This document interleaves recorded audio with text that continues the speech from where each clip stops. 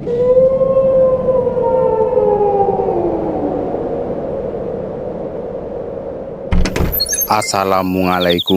warahmatullahi wabarakatuh.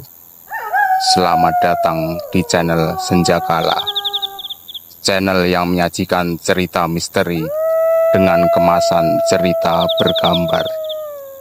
Selamat menyaksikan.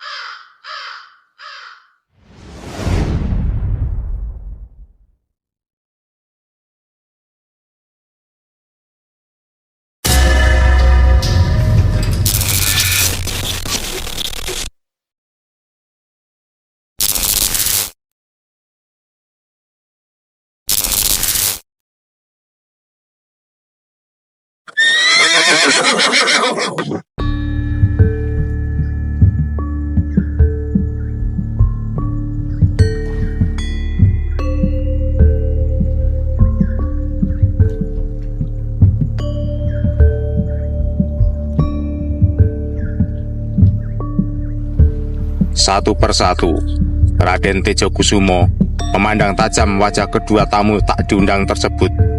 Kemudian dengan langkah perlahan, dia mendekat ke arah Wito alias Bangkrek. "Kisana, aku ingin melihat keris pusaka yang ada di dalam bajumu itu." Bangkrek menggigil ketakutan. Tangannya seperti bergerak sendiri, mengeluarkan keris yang dari tadi dia sembunyikan di dalam lipatan baju. "Lihatlah di sana. Bukankah ini adalah keris yang bagus? Pusaka ini bernama Kiai Tunggul Nogo, yang diwariskan turun-temurun oleh leluhurku. Kau tidak berhak untuk memilikinya, tapi aku relakan kau untuk menikmati keindahannya di sana. Ayo, pegang keris pusaka ini." Bangkrek tidak kuasa menampik perintah dari lelaki gagah pemilik rumah Tejokusuman. Tangannya perlahan dijulurkan untuk menerima keris Kiai Tunggul Nogo.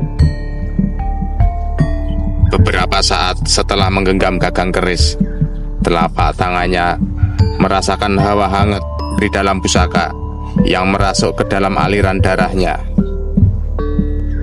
Tapi lama-kelamaan, hawa hangat itu berubah semakin memanas. Bangkrek seperti menggenggam bara api. Dia berusaha melepaskan keris pusaka tersebut. Api keris itu seperti menyatu dengan kulitnya. Panas, ampun. Bangkrek mengerang kesakitan.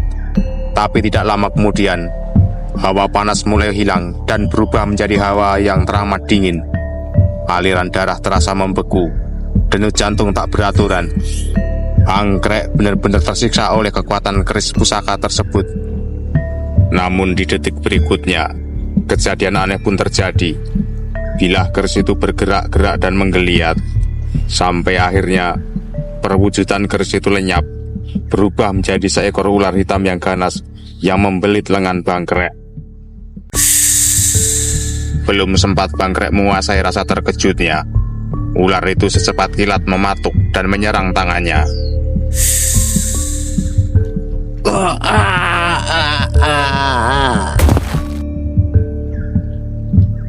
Bangkrek limbung dan akhirnya roboh. Tubuhnya mengejat-ejat sebentar, kemudian terdiam kaku. Seluruh tubuhnya membiru. Sepertinya bisa ular perwujudan keris itu langsung cepat menjalar ke seluruh aliran darahnya. Itulah akibatnya jika berani mencuri keris pusakaku.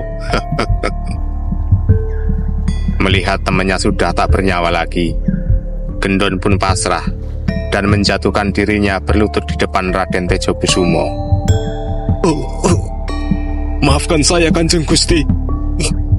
Saya sangat menyesal berani mengusik kagungan Kanjeng Gusti.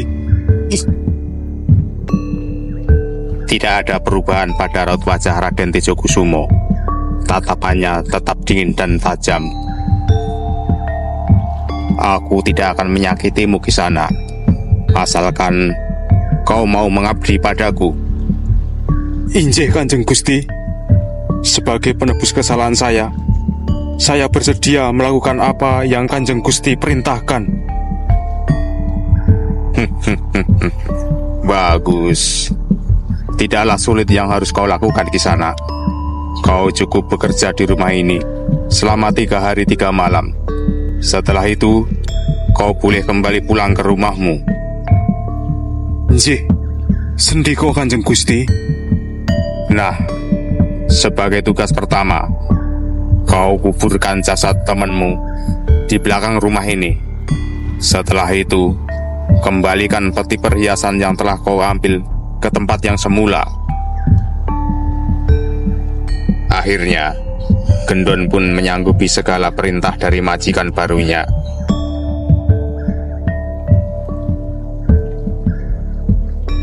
Wagiman Gendon tampak terisak ketika menaruh batu sebagai nisan kuburan sahabatnya yang selama ini selalu menemaninya berpetualang. Maafkan aku, Wito. Aku tidak bisa melindungimu. Semoga kau tenang di alam sana sekarang.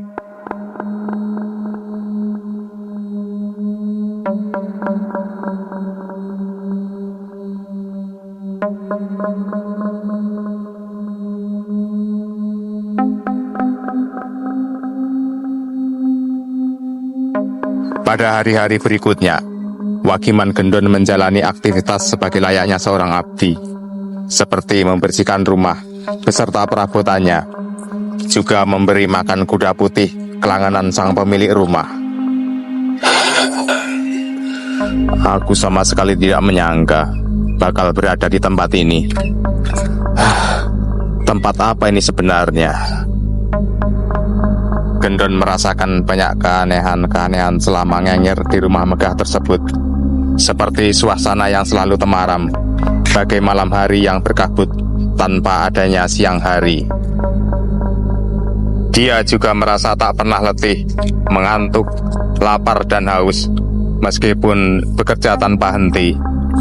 Dan juga semua kesaktiannya seperti hilang begitu saja.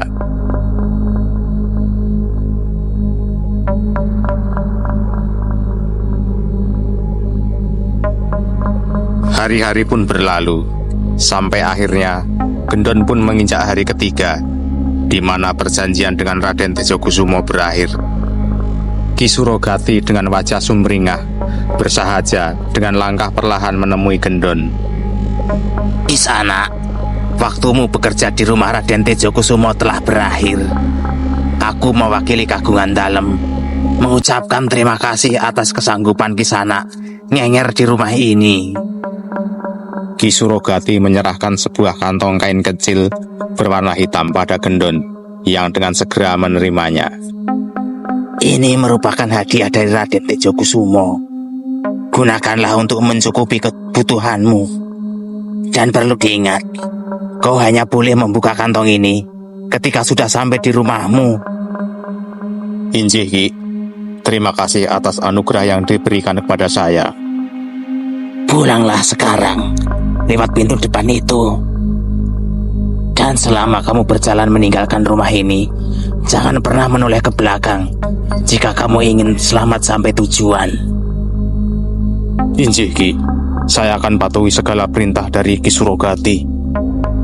Ingat Kisana, jangan pernah kau ulangi perbuatan nista yang pernah kau lakukan.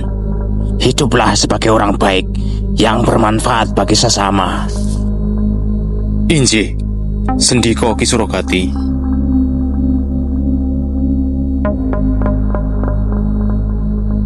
Dengan gontai, Wagiman Gendon melangkah menembus hamparan kabut tebal yang menyambutnya setelah keluar dari rumah Raden Tejokusumo. Perasaannya masih carut-marut. Wajah Wito Bangkrek, sahabatnya, selalu muncul dalam benak. Sahabat macam apa aku ini? Selama ini kita selalu bersama. Tapi sekarang aku pulang sendirian, meninggalkannya. Tidak, aku tidak bersalah. Aku menyatroni rumah gaib itu karena ajakannya. Ya, aku tidak boleh terlalu menyalahkan diriku sendiri. Ketika Gendon masih bergulat dengan pikirannya, tiba-tiba saja kabut pekat itu perlahan tersibak dan muncullah penampakan rumah-rumah penduduk desa. Gendon yang langsung mengetahui bahwa dia telah sampai ke kampung halaman desa Wadas Gempal, maka segera saja dia menghambur ke rumahnya.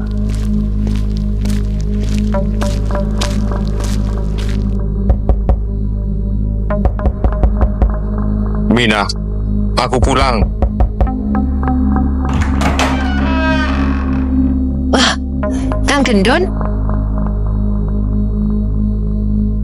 Mina, istri Wakiman Gendon, terkejut sekaligus senang melihat suaminya yang hampir 1 bulan menghilang tanpa kabar.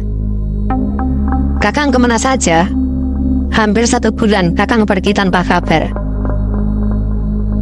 Bagi Gendon yang memang pernah mendalami ilmu kebatinan, tidak terlalu kaget jika dia berada di rumah Raden Tejokusumo hanya selama 3 hari, sedangkan di dunia nyata hampir sebulan.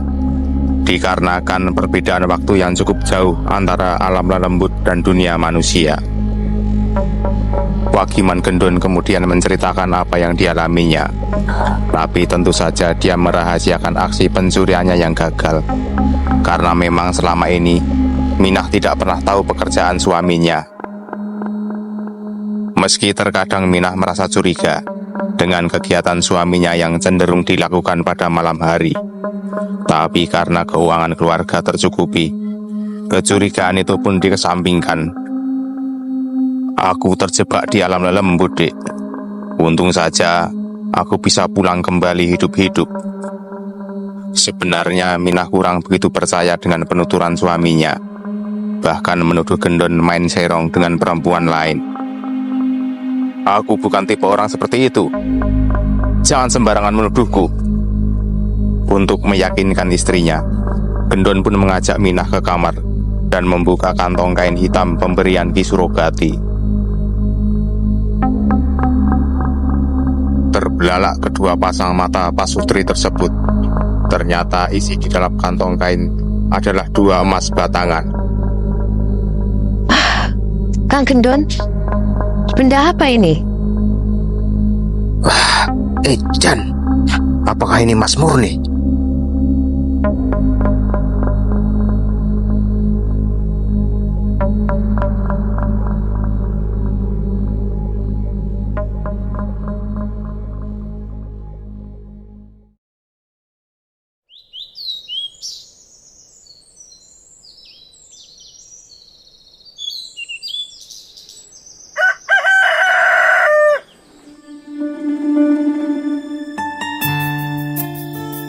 Keesokan harinya, pagi-pagi sekali Wakiman Gendon mengayuh sepeda ontelnya menyusuri jalan pedesaan.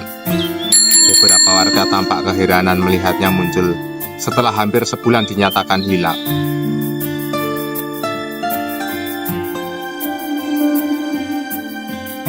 Bagaimana kok? Apakah itu Mas Murni? Haiya, ini Mas Murni ya. Tapi sayang tidak ada surat-suratnya. Tapi Owe jangan khawatir loh. Nanti gua kasih harga yang bagus ah. Haiya, kalau boleh tahu Owe dapat dari mana Mas ini? Itu warisan nenek saya kok. Haiya, Owe cetak. Tapi hari ini Owe belum bisa ngasih uang tunai. 2 hari lagi Owe datang lagi ke sini. Setelah bersepakat, Wakiman Gendon pun memutuskan untuk segera pulang. Namun di perjalanan, dia teringat dengan keberadaan rumah megah Raden Tejokusumo dan berniat untuk melihat lokasinya di siang hari. Hati Gendon berdesir. Penampakan rumah megah itu tidak ada. Yang ada justru sebuah pohon beringin raksasa yang usianya mungkin sudah ratusan tahun. Aku tidak mungkin salah. Letak rumah itu ada di sini. Ternyata rumah Raden Tejokusumo sebenarnya sebuah pohon beringin. Pasti Raden Tejokusumo dan Ki Surogati adalah lelembut yang menghuni pohon ini. Wagiman Gendon bergerak mengitari pohon raksasa berakar menjuntai tersebut untuk mencari keberadaan batu nisan sahabatnya. Dan ternyata benar, nisan tersebut terselip di antara pokok pohon beringin. Perasaan sedih dan bersalah kembali menyeruak di dalam benaknya. Namun perasaan itu tak berlangsung lama, seiring munculnya suara sapaan dari belakang. "Pagiman, apa yang kau lakukan di sini, Ger?" Wagiman Gendon segera membalikkan badannya. Sejenak kemudian matanya tampak mengamati sosok petani tua yang tiba-tiba saja muncul di belakangnya. "Oh, Guru? Ki Surono?" Serta-merta, Gendon pun menghampiri dan mencium tangan lelaki sepuh tersebut. Ki Surono pun segera mengajak Gendon berlalu dari tempat pohon beringin berada tersebut. Di sebuah gubuk di tengah sawah, kemudian kedua orang beda generasi itu saling berbincang-bincang dengan wajah sumringah. Ki Surono sendiri dahulu merupakan guru ngaji sekaligus guru ilmu kanuragan Wagiman. Ajian Liman Sewu yang Gendon pernah kuasai merupakan warisan dari Ki Surono. Wagiman Gendon segera menceritakan pengalaman gaibnya yang pernah dia alami beberapa waktu yang lalu. Dengan mengangguk-angguk, Ki Surono menyimak penuturan dari bekas muridnya itu dengan seksama. "Saya sangat menyesal telah melakukan perbuatan nista yang telah saya lakukan bertahun-tahun, Guru. Saya tobat. Saya telah bersalah mengamalkan ilmu yang Guru ajarkan untuk menapaki jalan yang sesat." Tidak ada kata terlambat untuk bertobat, anakku. Kau harus berikrar atas nama Gusti Allah untuk tidak melakukan perbuatan itu lagi, Ger. Niat dalam hati. Setelah mencurahkan segala sedu sedan pada gurunya, Wagiman Gendon pun mencoba mengorek keterangan mengenai sosok gaib Raden Tejokusumo, mengingat Ki Surono merupakan warga di daerah itu. Ki Surono sejenak memejamkan matanya seiring dengan tarikan nafasnya yang mendalam. Sebelum akhirnya ia pun mulai berkisah.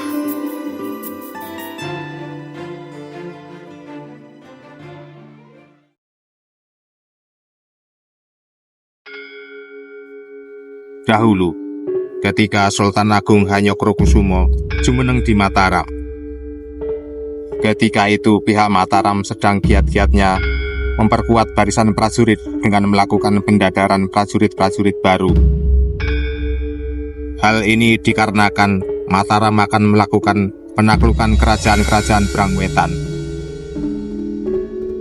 Di samping itu juga, untuk mengantisipasi bila ada serangan-serangan dari bangsa asing yang menurut kabar telah menguasai beberapa bagian daerah di Jawa Kulon.